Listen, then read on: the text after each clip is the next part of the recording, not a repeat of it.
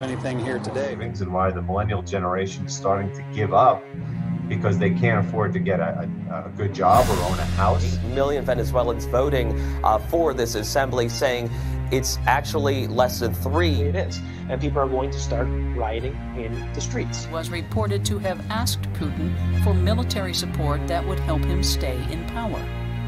We will make America safe again. And yes, together, we will make America great again. And they ignore him. And 8 more years goes by till Bernie himself finally admits to his sons, hey, I've been running a Ponzi scheme. Does its dominance mean it can use the alliance for its own ends? Since 1981, bond yields, also known as coupon rates, have just gone down and down and down. The Federal Reserve note will be your biggest financial liability.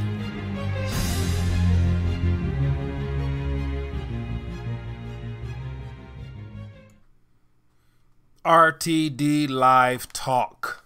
Wednesday, the 28th day of the month of November. We are live. Looking forward to finding out what's on your mind. And then I'll also share with you what's on my mind.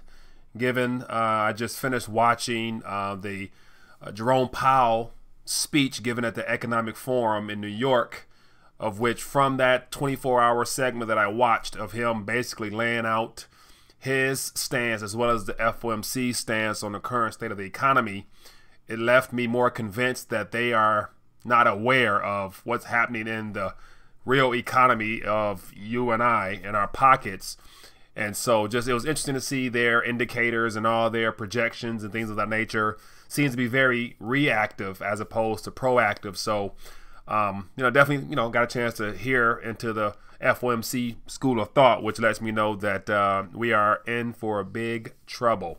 So other than that, what's up? I want to find out what's going on with you guys. As always, my name is Mike, the host of RTD, Detroit's late night number one late night YouTube talk show. And then also, more importantly, if we have any new viewers out there, feel free to let me know where you're watching us from in the chat there. And then above my head, there's a telephone number just for you. It's 1-833-LIVE-RTD. Give me a call and let me know what's going on. So with that, we got Lennox Scott D. Says, become your own bank, folks. Definitely.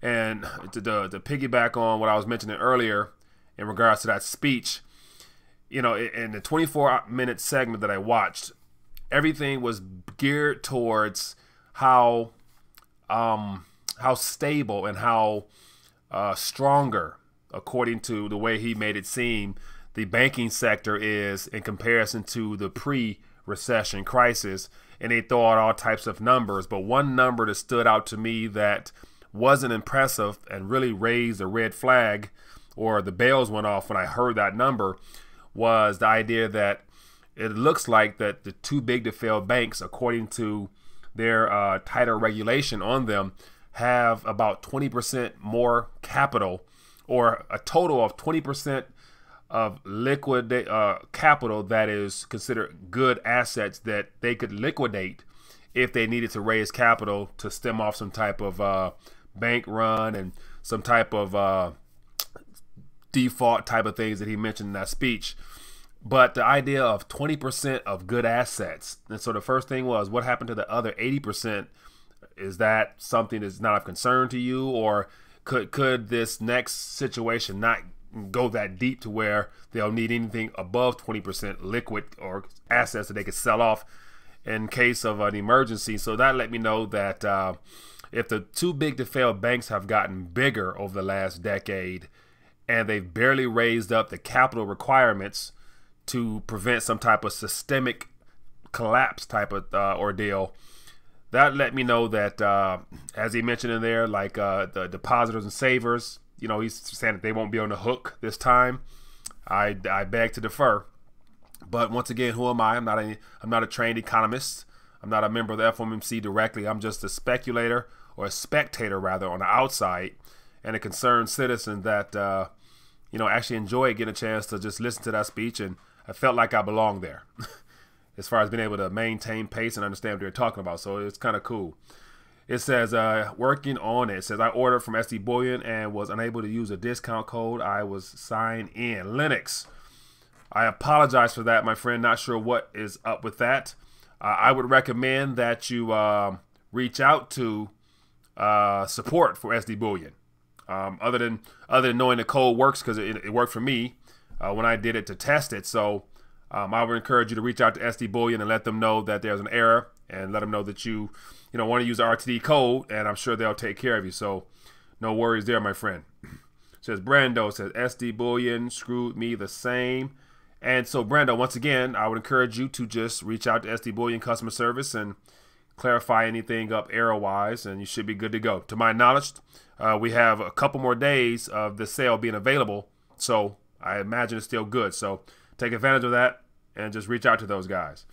Says Mike, what about Deutsche Bank insolvent with trillions in bad derivatives? And so the speech given by Jerome Powell was in reference to the American banking sector, and they touched on some of the concerns that they keep an eye on. And they named, it was a Brexit situation they're keeping an eye on, the Italy and ECB, whatever the little issue, the resolution they're having over there. And there's one or two more. The derivatives definitely came up in the speech. Deutsche Bank directly did not come up, but they mentioned the two big to fail banks here in America, their exposure to derivatives in a globally systemic nature, of which, we all know that there's, quadrillions, dollars worth of derivatives. So there's no unwinding that, even though he mentioned about them having some things in play to be able to handle that. But once again, I'm not sure how they're going to do that. But yet, it confirmed to me how much of an experiment this all is, as you have a group of members that are not officially elected by the public, making decisions that are systemically risky. The word risk was thrown out a lot of times in that little speech. And just to give you an idea of what I'm referring to, I'll actually, let me see here. Here's a video of it, so you guys can check it out for yourself if you're interested. And so this is an hour and a half segment, but his segment was only 24 minutes long from start to finish. But what I'll do is I'll put that in the chat if you guys are interested in checking it out.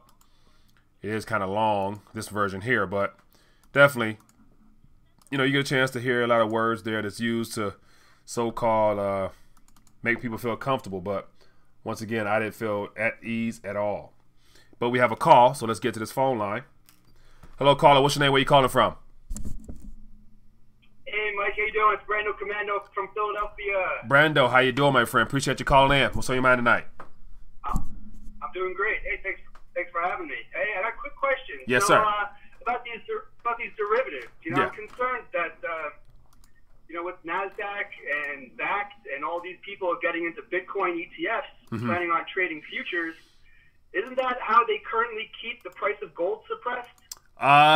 Yes, that is very true. I actually, I was listening to another alternative commentator, I think it was Bix Weir, one night, and he was talking about how, the crypto sector, how it's not good for the crypto sector to have derivatives, because basically derivatives, you can just create as many contracts that contain so-called assets such as gold and silver, like we know. But at the end of the day, it ultimately becomes a paper game as opposed to a physical, tangible metal or actual Bitcoin or cryptocurrency that you actually hold in your own private key in your own wallet. So with that being the case, I think long term, the goal would be to definitely take over that market and to suppress price like they have done with everything else. So it is not healthy if you look at it from that standpoint. Yeah, we keep looking forward to all these institutional investors, and I feel that they're just going to pull the rug out from under Bitcoin.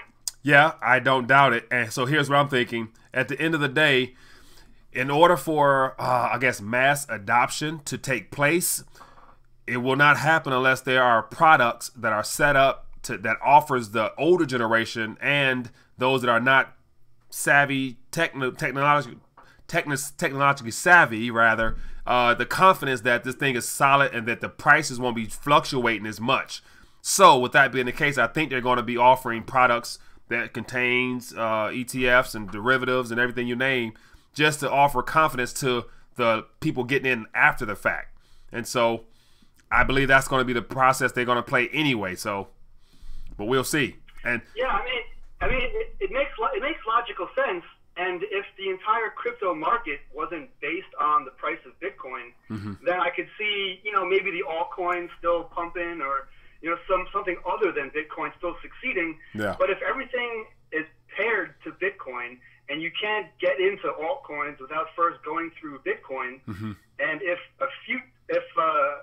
derivatives and futures contracts are going to suppress the price of Bitcoin, it seems to me like it's going to suppress the entire crypto market. I think in the long run, and this is just my opinion, that probably is the goal. And so they want to, I guess the financial institutions, they want to come into it. That's why the prices are so low now and everything that's been happening over the last couple of months and years, rather. So as they get into it more, I believe the goal is to make it eventually turn into a conventional asset class that they are able to package up for, investors or whatnot, and to be able to control the price so that down the line they can issue a centrally backed cryptocurrency that will circulate as a currency and will not be in competition to Bitcoin-based blockchain-type products. If those things are suppressed heavily, it'll be hard for them to appreciate in value over national currencies that may be crypto-based. So the goal will be to get into crypto, suppress the price drastically, kill confidence, so it'll be easy to issue a digital currency through the government. So that might be the long-term play, I believe. Oh, that does kind of make sense.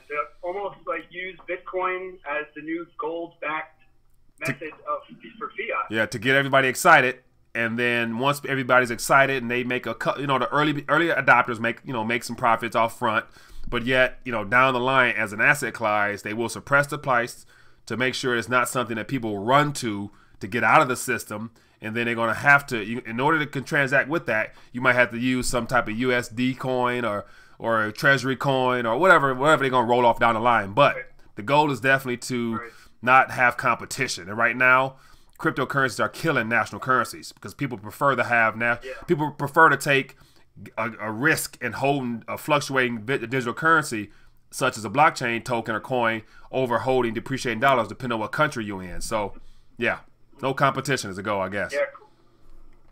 Yeah. What's your take on this rampant market manipulation? The head of the SEC went on stage and said he doesn't want to approve any ETFs with all this blatant manipulation.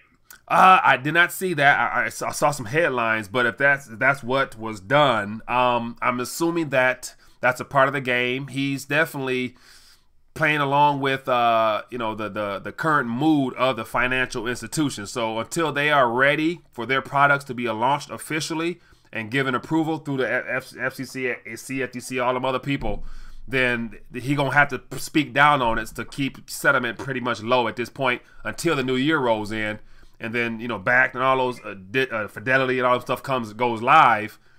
Those $1 trillion institutions cannot go live with products prepared for the public without confidence and excitement behind it. Hence the idea of what would be needed, in my opinion. So I think it's all a game for now, but eventually they're going to come on board because they're going to need something to excite people as things around them begin to have issues, such as the old archaic investment tools like bonds and the equity market. So yeah, it's just a matter of time, I believe. I haven't lost confidence in the idea that it's going to be what people expect, but because of the long-term goal to not have a competition, or have a competitor to a digital currency given by the government, it's going to be a time where you might want to get out of a lot of those coins that will not really be worth much, given the fact that there will come a day where they will be suppressed heavily. You don't want to be left holding a bunch of digits that can't do much for you, I believe. Yeah, but I don't even have confidence that any of them are going to make it at this point. Yeah. Even the most reputable exchanges like Coinbase and Binance have been caught red-handed wash trading. Like the recent market drop doesn't have any rhyme or reason behind it. It all just seems like these whales are just pumping and dumping for their own fun. Yeah. Now, from what I've gathered and heard around our internet scene, that the idea that the exchanges are the ones that are behind that. Because it takes a concerted effort by a lot of multiple parties that got to be working in tandem for prices to drop as much as they've dropped. So that lets me know that it's an orchestrated event given, only way we can actually get cryptos for the most part is through exchanges. And so they have to be in on something. I'm not sure which ones, but I believe that it's an exchange-induced market drop that allows them to either get actual coins in their possession that they don't really have, or they probably selling it under the table to those institutions. Hence the idea of back pushing off things another 60 days or so. So maybe they want to stack up on some more Litecoin and Bitcoins at this current price. So who knows? But we'll find out by the beginning of next year. Yeah, I don't know. I mean, I love the crypto markets, but I mean, I'm even losing confidence in the actors themselves. Yeah. The people who have invented the technology, the people who implement the technology. Yeah. They all seem to just be taking it for all it's worth. Right. I do agree. But yeah, I think after the new year, we'll definitely have a better feel for what's going on, given, the price from now till then and all the announcement of, potential products that's coming, first quarter of next year. So, but Brando, appreciate your call, my friend. Thank you. Yeah. Thank you, Mike. All right. Have a good one. Yep. You too. Great call as always. And so I see in the chat here, Omni commented a couple times in reference to Backed, and it says Backed is for one is physical Bitcoin settling and not paper, no doubt. But once again, in order to launch and be considered a game changer, I'd imagine the narrative that they're preaching that they're actually going to be holding.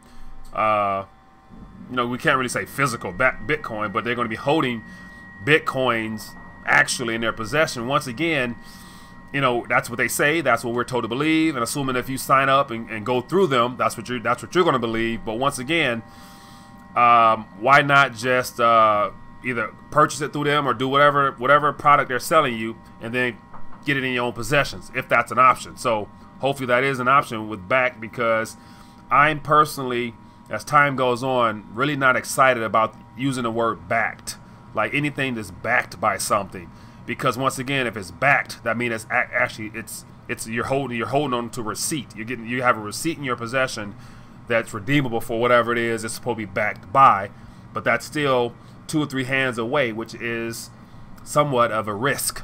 And so, just my 2 cents, but we'll see. Let me see here. So I'm looking at my chat, and I'm behind on the chat over here. It says they will need to buy it from the market, definitely. And so that's why, hence the idea of prices being low. It says, if you've seen Coinbase money, how do you know you actually haven't anything they can say that they brought Bitcoin? Okay, it says, if you've seen Coinbase money, how do you actually know you have anything they say that they brought Bitcoin? So would you actually know they did? William, as far as using Coinbase, whenever whenever I purchase something or have purchased something on Coinbase, I remove it right away. So I pretty much know that when it arrives in my possession, that it's there and that it's mine. So beyond that, if you probably are sitting on, if you're using Coinbase as like a savings vehicle, as far as like having things parked there, then perhaps yours may not be there, but typically you get in, get out would be the approach, I believe. And so Back equals Wall Street version of Coinbase, definitely. Yep, so send off to their site, to their wallet. So definitely, man. That is definitely what's going on. So my question is, since we're on a crypto subject matter, what are your thoughts on the current, I saw about 10, 11% price rise, percentage-wise today. Is that something for real, or is that just a little bit of a pump and dump action to get you excited, to get some scary hands back in the game, then they're going to drop it again? It says backed and all of them buy BTC over the counter, hence why the pressure have triggered a price rise. It says what's more from Coinbase to your own wallet, Exodus or others, or print out.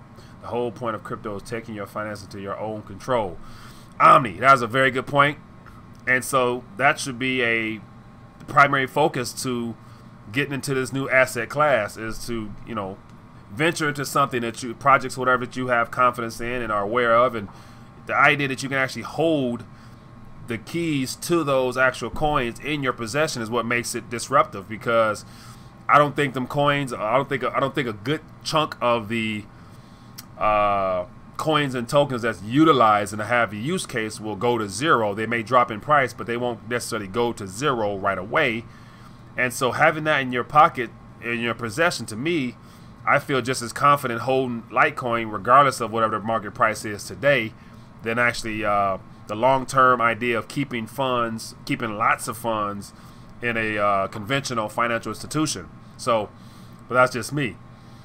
But more importantly, beyond that, the idea of having something physical and tangible in your hand, like got some coins. I got some coins around here somewhere.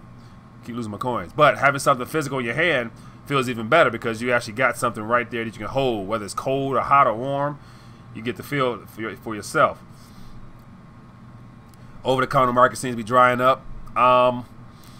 Eventually, it has to, because I'm wondering like who's actually selling apart from the newbies or people who aren't really.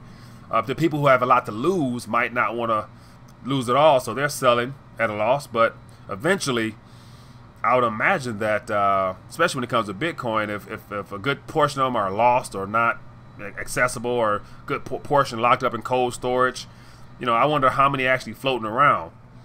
Other than the fact that I know there's some pretty big wallets out there, I heard. And also, speaking of which, since we're on the crypto subject, how many people or who knows of the website where you can go to actually see how many coins are being held in actual wallets? I know that those that are heavily involved in crypto, there's websites out there where you can see and watch the movement of certain wallets that are holding large amounts of certain coins. If anybody happen to stay in tune with that stuff, feel free to share it with me. I would love to find out what's going on there. It says Ohio accepting Bitcoin for taxes. Yeah, I heard that. I think it was it came out 2 days ago. And so that's going to be definitely a big move, because the question is, who at this current price really going to use their Bitcoin to pay taxes? Unless you are, cash strapped and out your knuckles and that's all you have, then I don't really see anyone wanting to get rid of the Bitcoins. And if you do, I think you're a fool, in my opinion. It says again, the rich folk that want 100,000 Bitcoin, 100,000 Bitcoin will not be able to get in once the price spikes and supply dries up. Omni, very true, because there's not 100,000 Bitcoins, but whatever the supply is currently, the needs of whoever has the most funds to try to get them can definitely get them, but it's going to come at a much higher price. And so there's enough Bitcoins to go around for everybody at a price. And on top of that, you probably won't have an entire, a whole coin in of itself. But yet, when that price does rise, I think, having 0.10 of a Bitcoin will probably put you in a good position if, say, for example, Bitcoin reaches that that $1 million mark, like a lot of people tend to believe that it will one day. And so, but that's relative, because I'm thinking like if Bitcoin reaches $1 million, that's very worrisome, because I'm thinking like, what's the current the current economic environment around Bitcoin, because that is considered that's massive inflation there on that valuation of the price there. And so I would be concerned with being in an environment where prices all around me may have gone up to where that $1 million is not necessarily $1 million anymore. Hence the idea of what a bolivar started off as and what a bolivar ended up as. So, but we'll see. It says 1 million end of 2020 through 2021. 2 years away. So here's another thing. What's up with the date, or the time, the year rather, 2020? And so I think yesterday I mentioned that the year 2020 is being used a lot. Somebody called in and referenced that that whole real ID aspect, saying that by 2020 everyone will have a real ID identification card. And then there was the presidential election 2020, and a lot of things happening in 2020. That's setting up to be a hell of a year there. So the question is, will a lot of economists say that 2020 they expecting a recession? So you got all these expectations here. So if we hit a recession that turns into a Great Depression style collapse, Bitcoin hits $1 million, then it'll be interesting to see how that operates as far as people actually looking to spend their Bitcoin to acquire assets or just to survive? Or will you not want to get rid of your Bitcoin because of the chance of it going a lot higher after the printing presses started running? So we will see. It says, I decided not to use Ledger, relies on Google app. I don't trust Google China Open Network. Ledger Nano S. Yeah, the Chrome extension is a little bit of a pain in the butt, but for the a newer version of the Nano S, you can download an app, not an app, but you can download actual software to your computer as a separate unit without going through a Chrome. So they have an actual downloadable software similar to Exodus that you can use that connects up to your Nano S, so that you don't have to use Chrome anymore. So check that out. It says, Mike, don't forget 2020 debt come due. Yeah, okay. Good point there. And that right there is the most troubling, in the fact that, everyone's mortgage, your mortgage is tied into this whole LIBOR interbank rating fiasco that's happening, because by that time, according to Lynette Zhang, that there's going to be some major problems. So yeah, we're setting up. We got, so what's that, a year, and so that's what, 13 months away. So 13 months away from 2020. So between tonight and 13 months away, we can expect some type of change in a very uncomfortable way. I would anticipate change. So the question is, with knowing that you have roughly 13 months before a certain time frame arrives, how will your life change between now and then? What will you do differently? Do you feel like, a clock, for those that actually pay attention and follow the news and, are in the more of a preparation type of mindset, are you more like, proactive at, using this time now to enjoy it as best you can? Or are you in panic mode now, or what? Let me know in the comment section. I would love to find out what your mindset is, because I think mindset plays a big part in your ability to make it through and to possibly prosper through all that. So it says, Patrick said, get your weight up. Always. That is a must. So as always, whenever we use the word get your weight up, I got to flash that right there. Definitely for those that might be new. To my knowledge, a special offer is still available. I heard a couple people in the chat mention the code. They had some issues, but they haven't reached out to me and told me that the code is no longer any good. So you can tell them, Mike sent you, and tell them you want your gram of gold at the discount rate. So take advantage of that. The link is below in this video if you're interested. Going up, oops, apologize for that. What else we got going on? It says, yeah, typo. Yep, a new version. Definitely a new version. And so here's the thing with the new version, in reference to the downloadable software. It's nice, it's sleek, it's all that bells and whistles, but I don't like. It's something about it I don't like. And so once you download it, play with it, then get back with me, and I think we can talk about that a little bit more. But it's not an extension anymore. It says, my brain evaluates commodities as cross-reference value for example, a case of beer versus a pizza. Until I can cross-reference value in BTC, it's still a USD substitute. Might as well be a stable coin. Brando, assessing value. Yeah, I feel you on that. I mean, years ago, I used to, use silver as a reference point whenever I would buy something, a pair of shoes. I would think about, like, how many pairs of how many coins would it cost me to go into Foot Locker and buy a pair of shoes?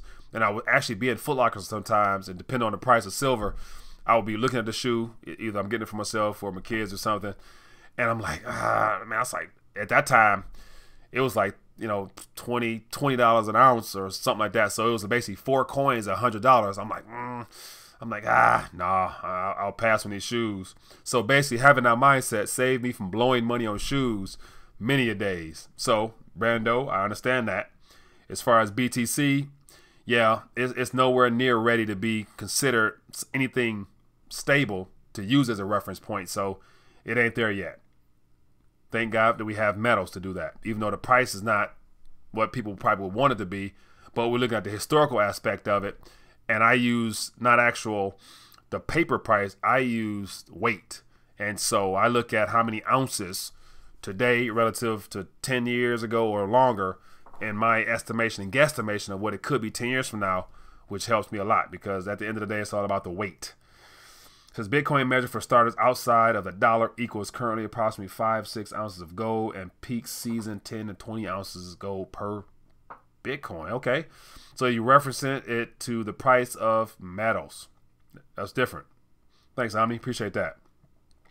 Remortgage equals remortgage greater with a crypto company. Remortgage. So you mean one of those rent to own, or not rent to own, but lease your metals out? I actually there's a company that I connected with. Hello, caller. What's your name? Where you calling from? Mike, Tim, Colorado. Tim, how you doing, my friend? What's on your mind tonight? Great. I'll keep it short. Hey, I just want to say Brandon was a great call-in, and that conversation that you had with him was, I'll tell you, some of the stuff you have going tonight is better than anything I'll get, on hours and hours and hours on other podcasts. It's really, better than a lot of your guests. Well, appreciate. Oh, well, thank you, sir. I appreciate that. That says a lot right there, man. Thank you for that. Okay, well, you keep it up. I will. We're all listening. I will, buddy. Thank you. Have a good night. Okay. Yep. So yeah, so I appreciate that, Tim. And so the goal with with just having it's basically like open mic. Let's have a conversation. Let's just talk. What's on your mind is the subject for the night. So I want to find out what's going on in your world, and we just going back and forth having some good talk. That's all we doing. Hence the idea of live talk. We're just going back and forth, and it's great to be able to just connect with people that are interested in the same subject matter and concerned about the same thing. So I think if you're here, you're in the right place. So welcome. As always, if we have any new viewers, let us know where you're chiming in from via the chat. Always looking to meet and greet and welcome new people to the RTD community. And if you're bold and brave enough on your first time or second time or third time, dial that number above my head and let your voice be heard. Hence the idea. Below it says RTD Live Talk, a voice for the people. So got to hear your voice. It says everything operates off of Bitcoin blockchain, and when Bitcoin goes up, so does all the altcoins. Problem is people can't decide to use Bitcoin blockchain or the government blockchain. Okay. Now the government blockchain, what are we referring to, Tony? And now it says just using facts of history through those short. Yeah, and so once again, it's no as of now, it's no real comparison. There we go with Ripple. People love throwing out that Ripple. But there's no comparison in storage of value and use case now and in the future as of now, because when we can go back and forth about metals or blockchain, no matter what, it's what's the alternative to those things right now, as far as something that you can actually have in your possession of some kind. It's national currencies, it's paper. And so no matter what, everyone's so excited about either metals or blockchain, ultimately to get away from paper. So paper in the form of national currency. So I don't, I'm not one to want to argue back and forth and all that stuff like that on what does this, what does that. There's a lot of projects that I'm excited about, and I can be honest and upfront with you. One of the projects I'm getting even more excited about as the day go by is Veritaseum. That's one of them coins that, if I would have been, paying attention, even though I was aware of it, and I didn't get involved early enough, just because of only having to go, or only being able to go through, I think it was Ether Delta at that time, and I didn't and still don't mess with that.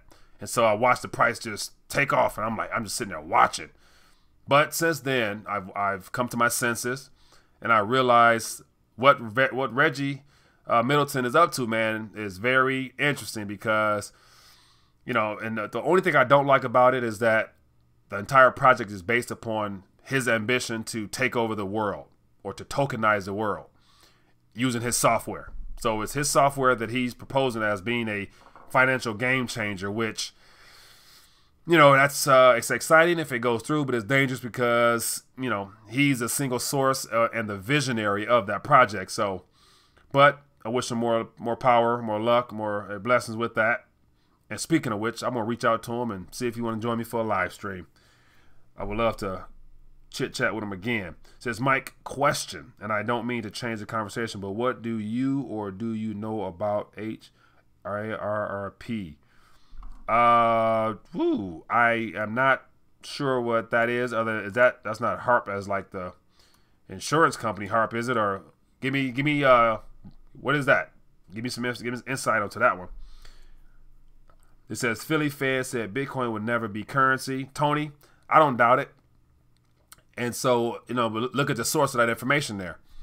If the Fed or anybody in the Federal Reserve to give the credit it was due to that technology being disruptive in nature, like it is, then it'd be plastered all over the headlines. Federal Reserve give thumbs up to Bitcoin, and Federal Reserve wants, yeah. So, yeah, I don't listen to that at all. And for those that joined on late, I was mentioning how I was watching. Before coming on live, I watched the entire speech given by Jerome Powell and actually listening to the Fed chairman from beginning to end, being able to actually understand everything he was saying and relating, and just because, just having watched so many videos, you kind of think like an economist minus the certification. But I'm listening to this guy just talking. I'm thinking like, man, we in big trouble. We in big trouble. But anyway, point of case is when the Fed speaks, most of the mainstream, or not mainstream, but the public have no clue. I'm thinking about, other than people who actually follow monetary and financial institutions and stuff like that, no one would sit and even watch Jerome Powell or even know who he was if he walked past you in the street, nevertheless care about what he says. So that goes to show how much people can care less about when the Fed speaks. Is a high energy antenna heating, ionizing our atmosphere. Okay, so HAARP, I think that project is it a project? Let me go ahead and look it up. And then also, because let me find, I'm gonna open this up and let's dive into it, because I get a chance to learn something new. Even though I think we've probably touched on this before, I'm not well versed in it, put like that. So let me find out what's going on with it, and then we can talk about it. Okay. I see a lot. Okay, I see a lot of stuff. I'm gonna put up on my screen 1 second. See if we got some images. Ooh. Okay. Wow. So this is the images that popped up when I typed in HAARP, high frequency active auroral, whatever another. And so it shows this maze of what looks like towers and whatever, some grid type stuff, which just, this is my first time actually seeing this here, these antennas, and just to be looking at them, I'm wondering like what's going on here. So basically I wasn't familiar with it, as my first time seeing it is again open for business. It says, instead of falling Mendoza blade, the high frequency active aurora research program has new life. It says U.S. Air Force General, so it's in a military project. HAARP is a group of high frequency radar radio transmitters powered by 4 diesel tugboat generators and 1 from a locomotive. The transmitters send a focused beam of radio wave energy into the aurora zone. And so the aurora zone. Oh, it says the Northern Lights. So the aurora zone is the original Northern Lights holiday company. So I'm assuming. So the question would be, once again, what exactly is that for? And so I am not familiar with that at all, but I just learned something. So Brando, feel free to, whoever recommend that, just let me know what your thoughts is on that. Says I am not accredited, but I want more varied, but will not be able to use the services. Omni, that's the one thing. And so not to get off, so we got two subject matters here. We got the HAARP, the high energy frequency, which I'm curious to know more about. Let's talk about that for a minute. Then we got what Omni just said in reference to not being accredited, very user. And so that's one thing I was thinking about as well. visited the site a couple times, and I'm thinking like that's the whole KYL, AML. They got their own, you know, software for that. And so I'm thinking like, yeah, I'm not sure if I'll use the services, even though some of the products that he's put together, like being able to copy and mimic actual portfolios and be able to actually take control of it and handle it yourself, was very, very interesting. But you got to be accredited and be able to use his stuff, so you got to go through him, and I don't really want that. So I mean, with that being the case, I'm more so interested in just basically being an investor as far as holding a very token as a piece of stock into the software itself, where I probably won't, you know, get involved directly other than outside, holding it for the long term. That's what I believe I might try to do. It says, heard the routine from Powell and Trump before, look for a rise in interest rates to spike to 3.25, then craziness in the markets until the next year. Ooh, 3.25. Man, that's a whole point and a quarter right there, because right now we were at just 2%. So if we get that far, if we get to 3.25 by the end of next year, yeah, we won't get there. First of all, we won't get there, because you think about 3.25, the interest on the national debt, that's 800, 900 million. Give or take, they're going to need another type of government subsidy because of the tax cuts of this year. Yeah, something's going to give. Hello, caller. What's your name? Where you calling from? Hey, how you doing, Mike? It's Lennox calling from the north. Lennox, how you doing, my friend? What's on your mind tonight? I'm good, brother. Yeah, I was just reaching out to you with a couple things. All right, do me a favor. Do me a favor. Do me a favor. Yeah. Can you cut your phone volume up? If it's not up all the way talking to the camera phone, because you're kind of low, so I'm sure they can't hear you either. Let me switch. Do you hear me better? Yes, I do. Go ahead. All right. I find it. I gotta say something. I find it real funny that you automatically knew that I was calling you on the phone because you said cut the phone volume up. No, good. Go ahead. But check it out.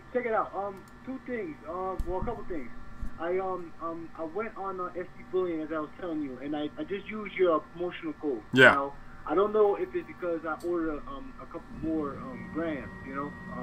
Yeah, so, and they limited. Yeah, it's only good for one time. So if you use it once, you can't use it again. All right. Well, then I guess that's probably the situation. Yeah. Now the next thing, but I appreciate what you did, and I'll let you know I'm getting my weight up. All right. The next thing I wanted to talk about, we was talking about the crypto sector. Right. I was looking it up, and I have not joined it or done anything with it as of yet. Mm-hmm. But I was just wondering with that situation, if you were to go into the crypto sector, mm-hmm. I seen the one app that you could download on your phone. Yeah. Basically, what I'm seeing, they're asking for a lot of information, like your social number and different personal information before you could really start trading and using different Litecoin and Bitcoin and all those different. What app is this? Go ahead. What app are you referring to? Hold on, let me talk about. It's called Coinbase. Coinbase, yeah. So any crypto institution, Coinbase, Gemini, which are the mm-hmm. primary two that are pretty much available over your phone with ease, will require you giving your whole life story to get involved. So that's just it's similar. It's going to be similar to a bank.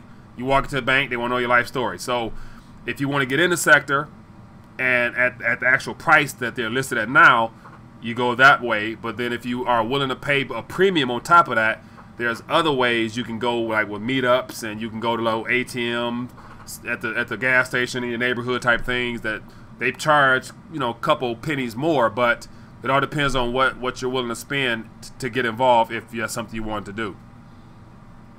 Well, let me ask you this question: mm-hmm. How do you feel, like personally yourself? Mm-hmm. I mean, I know you're not you're doing this for giving out information, but I'm just asking personally. Right. Okay. So how would you feel about something like that? Right. So for me personally, and I think I hinted on this other night or last night about the idea of, for the most part, if you have a bank account, if you already have a credit card and whatever, if you're in the system, if you're an adult, you're in the system, you got a credit score, your information is already compiled somewhere. Now, you know, actually letting them know that you're getting involved in the crypto sector, to me, is the same way if you actually go online and purchase metals from a bullion dealer. So if you bought online from SD Bullion, you swiped your card, so they know. So there's a record somewhere, because I mean, eyes are everywhere, especially on the internet, that you are actively using credit and cash in the system. So, you know, what's the big deal with, you know, actually buying crypto with your information as well, would be my point. So I personally, you know, I don't want to pay anything extra, so I'll go through that process there and just, you know, because I'm not trading, so I don't trade, so I'm not flipping anything. I just buy and hold. So I'm a hodler. So that's my approach. So I don't really look at anything deeper than that, really. All right, understand. And the other thing I wanted to get at, do you think, like, well, it's just two more things, and then I'm out of here. No problem. The other thing I was saying, like, do you think, like, here in the U.S., because I remember I was watching back at a couple of your lectures, and you had a gentleman, I think he was in Argentina, and they were buying property with crypto. Oh no, okay. That was Chile. That was Chile. That was Fort Galt down in Chile. So it's a piece of property down in a city called Valdivia. But go ahead. Well, what I was saying, like, do you think something like that will ever come to the States, where though you buy real estate property with crypto? Like, I haven't seen that, and I don't know. As of now, they have. I saw stories of individual owners looking to offer or extend an invitation as accepting cryptos, but it's not like something. I came across a website. It's in early development, but there's a website somewhere where they list properties that the owner would be willing to take cryptocurrency. So I'm not sure what it is, but I'm sure if you Google cryptocurrency for property or real estate, there's an app or somebody out there that can give you some information, but it's not mainstream yet. So I believe once the price spikes, it'll be an opportunity for a lot of people who never got in the beginning to be able to get in. So I could see a time when, say, a year, 2-3 years from now, if Bitcoin does rise to $1 million, that somebody be willing to sell a house for half of a coin if the house is worth 500,000 or whatever. So I can see a time where a late bloomer would probably want to get in at any cost, or they'll be willing to sell something that, you know, some artwork or something. And so that's my opinion. So yeah. Okay. All right. Yeah, man. All right. And my last one is, I want to switch the subject, but do you know anything about, you know, as I was chatting in text, like, you know, the HAARP with the weather manipulation that they have in the Atlantic, that HAARP system? You said, do you know anything of it, or do you hear anything of it? No. So other than just hearing about the high frequency antennas, that's my first time actually coming across this information for the most part. So I'm looking it up now. So I got something else I want to dive into myself, but I don't know anything about it. So that's why I'm curious myself. So if anybody out there watching know about it and got some research, feel free to call in and educate all of us at the same time. So, but I'm not well versed in that yet, but I will be by the end of the night. Okay. All right. But appreciate your call, my friend. Thank you. Thank you so much. All right. Yep. Thank you. Yep. Bye. You have a good night. You too. Yeah, man. That's real talk. That is real talk. But yeah, one day, you know, he hinted on the idea of property for cryptos. That will be a very exciting day, because I definitely would love to acquire some property. Question is, where would it be? Would it be in the U.S. or outside the U.S.? And in my gut, in my heart, I'm feeling outside the U.S. Anybody else out there feel me? Hello, caller. What's your name? Where you calling from? It's Craig out of Beaumont. Craig out of Beaumont. How you doing, my friend? Doing pretty good. To answer the question about that HAARP thing that the caller was talking about a minute ago. Yep. That HAARP thing, really, there was the technology behind that. It supposedly had originated from Tesla. Okay. And what it was, one of the things it was doing is using frequency and magnetic waves to manipulate the weather. Okay. Okay. So. Now that's the little nugget I have for you to start on that. Yeah. Just, you know, okay. Get you going in a good direction. Right. And so I've actually, now that you mentioned that, the weather manipulating device, so I've heard about that. Didn't put that to that HAARP antenna situation there, because so I'm thinking about, yeah. And so that happens to be that HAARP situation I put up there is in Alaska. I believe. So do they have, it says in Fairbanks, so do they happen to have a lot of these scattered throughout the world, or what? I don't know about a lot of them, allegedly, but there's supposedly be one down there. Ooh, look, I just found somewhere in the Caribbean area. Yeah, okay, so I just found one. Then the one in Alaska, and then China is allegedly supposed to have one, and Russia's allegedly supposed to have one. All right, so watch this. I just pulled up a map. So on the screen, it looks like a map of all the locations that have a HAARP system. And so we got Alaska, we got Area 51, we got Peru, we got Puerto Rico, we got Long Island, we got Brazil, Australia. It's called the Australia Defense Radar. They got 2 in Australia. They got 1 in India, 1 in China, 1 in Japan, 1 in Russia, 1 in Norway, 1 in the UK. So in the way this image is, it looks like, say, for example, if they all cut on at the same time, that's 2, 4, 6, 8, 10, 12, 14 devices that could be very powerful, that could cause a lot of problems if they all on at the same time shooting for the same results of whether it be wind, snow, whatever, however that works. That's very dangerous. That is very dangerous. And one of the things that's been on the internet for the past few years is that they were saying that, like, they're supposedly like having these secret weather wars where these natural disasters pop up and devastate the opposing countries. Yeah. You know, now I don't know how truthful that is. I mean, I think that some of the stuff, there could be some truth to it, and then a lot of it could be some conspiracy theory. You don't really know too much about it because the information on itself is very limited. Yeah. You have a lot of conspiracy theory that's out there. Yeah.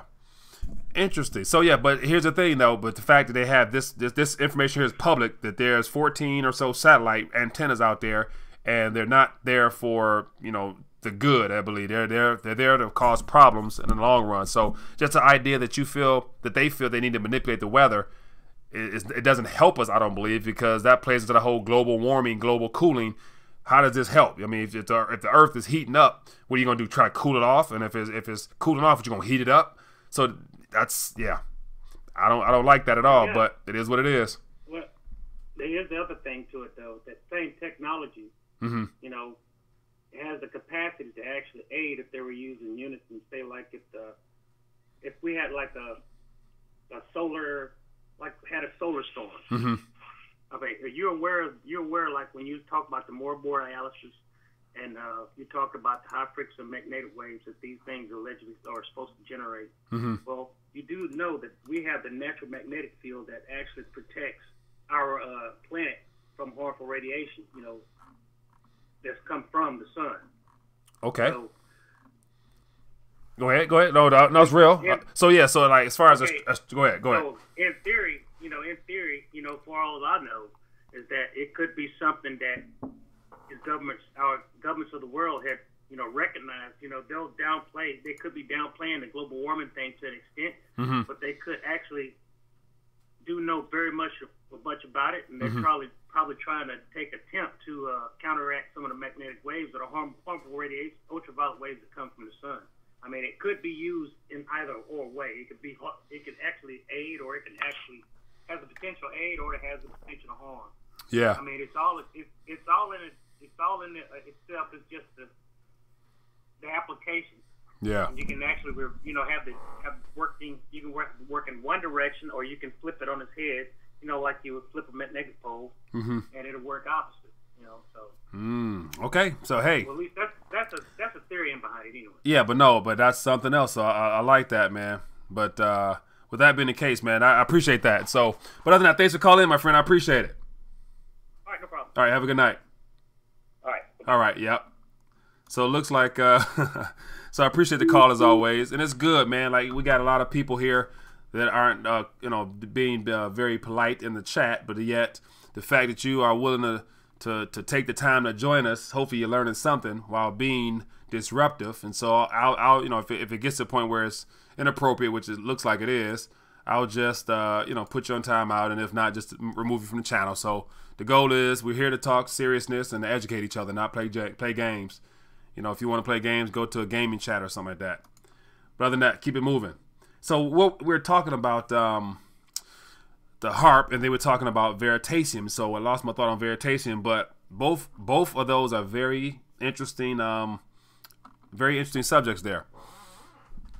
And so yeah, he said bounce them. Yeah, and that's unfortunate, man, because you got trolls, you got people out there that just enjoy causing problems. That's like that could be taken two ways. A, if you got the time to come on here and to get in the chat and use words that are just not very civilized, then that's on you. But I would hope that you would be respectful of other people who don't want to hear that or see that. Neither do I. Hello, caller. What's your name? Where you calling from? What's up, Mike? Tony from Oakland. Tony, how you doing, my friend? What's on your mind tonight? Not bad. How was your holiday, man? It was great. I didn't eat as much as I usually do, but I'm still good. Good. That turkey put you to sleep anyway. Oh my goodness. So yeah, so that's another thing, because once we had turkey, everybody crashed, man. So definitely, yeah. But how was yours? Hey, you talk about Reggie. Reggie's a good guy, man, and he knows his stuff. Anytime he does anything, he puts his heart and soul into it. Yeah. But I think Reggie has gotten in over his head, and he got the phone call from up above, and and he basically backed down and took on a co-partner for his. I'm not sure whether it was Veritaseum, because he's got 3 or 4 different things going on right now. It's Veritaseum. He has taken on it. Yeah, you talk about the older gentleman that's the Wall Street guru who has $72 billion worth of business on his book. Yeah, okay, yeah. He took on a partner, and that's not like Reggie. Reggie usually do things by himself, and he does them well. But at the scale he's trying to do it, don't you think that he would need some help? And the gentleman that we're referring to, he's given charge of bringing in Wall Street money, given the fact he had that book of whatever, of 30 years of business, whatever, under his belt. So do you think he's probably just, entrusting the growth of that division into his hands, but yet he's still overseeing everything, though, but because he can't do everything, because he's in Africa, Nigeria, Barbados, and, if he's in all those places, he can't do it by himself, so he doesn't even need a team, right? He needs a team, but let me ask you this. Would you sell 50% of your company? No, I would not sell 50%. That's what he did. So is that what you heard, or is that what you read, or that's what he said? That's what I read, and I have listened to a couple of people who is in the Wall Street industry, or was in the Wall Street industry, and they said they think Reggie got the phone call. Ain't nobody gonna say for sure that he got the phone call, but if you look at what's going on and what's behind it, Reggie seems to have backed down a little bit. But with something like he's got, and it's like Bitcoin, it disrupts the system, and they don't want that. And they either want to be a part of it, or you ain't gonna do it. Right. So, and I think and they gave him his money. Here, Reggie, you can go live nice, peacefully, all by yourself. And you take your family with you, and but we gonna take care of this. Yeah. Now watch this. So you can be the brains behind it. Yeah. And so not hearing about having sold half or type of thing, but yet I remember watching an interview or one of his press conferences or something, or one of his video streams, and he referenced that. In regards to being bought out or selling it, he would not sell. But I think he said something about if the right amount of money came, he would think about it. I think I heard that come from his mouth, which I'm not sure how long ago that was, but it could be the case. But I think so in regards to that, if he's a 50-50 owner now of his idea, and he's still heavily behind it, do you think the powers that be that's going to let him do this will still make that coin of great use overall to the system? When they're right now they're introducing a new system, and in order to do that, you're going to have glitches in the system. Yeah. Right now they're just trying to work out the bugs. I think with his system that he's trying to invoke, I think it'll be a part of it. But right now they're just they're tweaking everything, man. Yeah, they're tweaking everything. Interesting. And the other thing I wanted to ask you about is has those Hondurans made it across the border yet? To my knowledge, they're still at the fence, and I'm not sure if they're shaking the fence down yet. But they're camped. They're camped outside. I know in Tijuana, and so actually, since we're here, let me go ahead and pull up. See what's going on with that, but Tijuana's only like 20 minutes from San Diego, right? Yeah, and I saw a little fence. So they beat feet to get to Tijuana, and now they stop. Yeah. Okay. So but see, yeah. So here's an article. It says, I'll pull this up. It's the title is very interesting. It says, money resources running out for Tijuana migrant shelter. So, if that's, I'm assuming that's that's clearly on the Mexican side. So if the funds run dry, and if Trump's still playing hardball and not, allowing the bridge to be open or the whatever to be open, then I can see the Mexicans saying, "The hell with this! You guys do what you want to do," and they stop supporting them with shelter. Then that's when them Hondurans and Guatemalans gonna get mighty violent on that border. So Red Cross got a lot of money. If they're using it in the way that they should for this humanitarian crisis that's at the bridge, but at the border. But it's good to say that they're not going to be spending as much money as has been donated to them, give or take what we've seen over the last couple of years when it comes to hurricanes. I don't think people actually got that Red Cross money. And so we'll see. I would encourage you to look at it on both ends. Okay. I know you're just looking at it as a migrant crisis. Yeah. But don't look at it as a migrant crisis. Look at it as us helping them stay in Tijuana. Yeah, but here's the thing. I just read or saw a video that there's a caravan of El Salvadorians on the move up too, and that's a lot closer than Honduras. So you got caravans coming from El Salvador. So that's gonna be a couple more thousand touching down on Tijuana borders. So. But Mike, let me ask you this. Yeah. You remember how everybody was taking on all these refugees from other countries? Germany took on some, UK took on some, and they just flooded the country. They're like, wait, we can't take any more migrants. Yeah. Do you think that it is our turn to take on the migrants, or do you think that Mexico's turn to take on the migrants, and eventually they'll get here? Because I look at it like this. The U.S. is living high on the hog. Yeah. And we got to get knocked down to where everybody else is. And in order to do that, you got to bring in a workforce or somebody else to say, okay, I can do it for less, or I can do it for less. And then, you start to get that work down to where, you're at the auto dealership and you're only making $17, $15 an hour, where they was making $32. Yeah. Man. So based upon what's happened in Europe with the whole Middle East migrant movement up towards the European area and all the chaos and problems that they're experiencing there, if it's our turn, I don't agree with that, but I can imagine European nations going to be like, hey, we open up our borders, at your expense, at your advice. I think it was President Obama saying, open your borders up. It's a crisis in Syria, so all them people fleeing from everywhere. So I can see the European presidents and EU and all them saying, hey, we did it. It's your turn now, so you open your borders up type of thing. And right. And of course, Trump was probably the only president that would not just bow down and do it. If it was his opponent who lost, she would open the borders up. They've already been here, hands down. And then if it was old administration, the borders was removed, period. So it's good to say that, as of now, if they're at the border, it's because of this current administration. So I'm grateful for that, because who knows where and how this will turn out in the future with all these foreigners in our land to do business in a totally different manner than we do. So we're going to see, though, because they're going to get through, though, I believe, one day. Let me say this, and then I've got a question, or I want to put you on something else. Okay. Just real quick, with the Hillary thing, and everybody say, oh, I'm glad she didn't get elected. She would have had us in war by now. She would have done this. She would have done it. I encourage people to think that is just a figurehead to what's really behind the scenes. Yeah. And I think that whoever was in office, we would be right where we're at. Yeah. and not only that, I want you to look into this, and I'm going to do a little bit more research, and I asked our family of people. Look into J.P. Morgan Chase and Goldman Sachs, how much of a battle they're in. Okay, that's something. I think J.P. Morgan Chase is heading down China's way, and then Goldman Sachs is trying to stay in the U.S. and try to hold things down here. Okay. Okay, that's something to think about. Okay, so what gave you that idea? What have you gathered on the back end of that?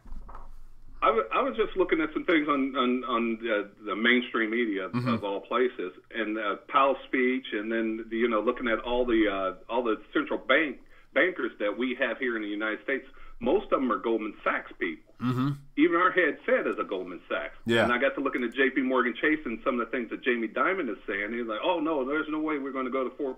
We need to be at 4% interest rate right now. And I'm like, wait a minute, Jamie, you're supposed to be on the same team. You ain't supposed to be talking against them. And so, you know, and then I got to looking at it, and Jim Willie did mention that China has bought J.P. Morgan Chase, and I just kept that in the back of my head. Mm-hmm. And I'm not sure that's the case, but it definitely looks like J.P. Morgan Chase is swinging China's way. Okay, so along with that, what comes to mind is I want to say J.P. Morgan sold their vault. Am I correct? So supposedly the biggest underground vault in this country has been sold to the Chinese at a discount price. I forgot what it was, but I heard it was very, very generous and cheap. So, you know, that I wouldn't be surprised. So, and that right there, everybody's screaming how J.P. Morgan Chase is holding on to silver. Right, and so they according to the paper, according to the COMEX sheets and all that stuff like that, they're sitting on some heavy tonnage, but that tonnage could be because I heard somebody else's. It could be China's, because I heard during Warren Buffett's day and era, we borrowed hundreds of tons worth of silver from China and never paid them back. Mm-hmm. So a part of that agreement to make amends with them has been to sell a lot of our land and to sell stuff over here. So that could all be wrapped in there to where our next creditor, or our biggest creditor, hence China, could actually be our head of our next treasury over here. You never know. That's how bad it could get if we owe them that much money, which we do. That's true. but whatever it is, we're gonna be in it. Yeah, exactly. We've got no other choice but to be in it. I don't want to hold you, man. I just wanted to say how your Thanksgiving was and give you a little bit of nugget. Yeah, I appreciate that, my friend. Thanks. And also, brother, keep your head up. So you're out in Cali, right? Yeah, I am. What's the word about the whole Caravan Tijuana situation? Is that like on main news over there? Or is that a concern for most people, or they downplaying it over there? You don't hear about it unless you're watching mainstream media. Yeah, okay. And everybody's going along about their life. And I was down in San Diego over the Thanksgiving holiday, and I didn't see nothing going on. Yeah. I didn't see no police in the streets, and San Diego's only a stone's throw away from Tijuana. Mm-hmm. So, whatever they putting on the TV in the Midwest is surely different than what's actually out here on the ground in Cali. Yeah. Okay. Good deal. So we'll see though. Yeah, we will see. That's in your neck of the woods. So definitely keep us posted. I will keep you posted, brother. All right, my friend. Be good. Have a good night. Have a good night. Yeah. You too. Yeah, man. Real talk there. Real talk. So as always, man, it's great to have people call in and share what's going on. And yeah, man, it's on each side of the country here, there's issues, man. So I learned some things tonight. Got some great feedback on that HAARP, that weather antenna. I'm definitely going to look into that a little bit more. And then what else? We talked a little bit about Veritaseum. So definitely I got a subject title for the night. So other than that, people, you know what time it is. It's that hour point, and we're coming to the end. And as always, I want to thank you for tuning in tonight. It was great to hang out with you guys. If you have not, make sure you guys take advantage of that gold while it's still available. More importantly, if you're still watching, if you're still tuned in, if you chime in the chat, make sure you press that button that goes like this under the screen so people can find out, and you can support the channel that way. And also, if you guys want, I'm always looking for support via Patreon and cryptocurrency. Your boy does that as well. So if we got any people want to get some Veritaseum, let me know. I can try to get your address. But other than that, man, it's been fun as always. Be blessed, be safe, have a good night, and I'll see you guys tomorrow. Peace.